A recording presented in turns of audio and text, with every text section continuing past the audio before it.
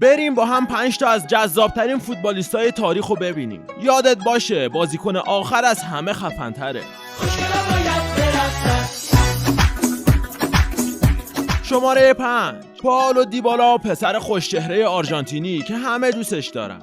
شماره 4 پائولو مالدینی، کاپیتان افسانه‌ای میلان، مردی که هم شبیه مدل هاست و هم با لباس فوتبال شبیه یک فرمانده واقعی. شماره 3 کاکا، فوتبالیستی که انگار از یه فیلم هالیوودی اومده بود، خوش‌تیپ، با اخلاق و یکی از محبوب ترین ستاره‌های نسل خودش. شماره 2 کریستیانو رونالدو، مردی که میلیون‌ها نفر سعی کردن شبیهش باشن، از مدل مو گرفته تا استایل زندگی، یه سوپر استار واقعی هم داخل زمین و هم خارج از زمین. و شماره 1 نیمار جونیور، شاهزاده برزیلی فوتبال، با استایل خاص و لبخند معروف خودش و کاریزمایی که هر جا میره همه نگاه‌ها رو به خودش جذب میکنه. به نظرت جای کدوم فوتبالیست تو این لیست خالی بود؟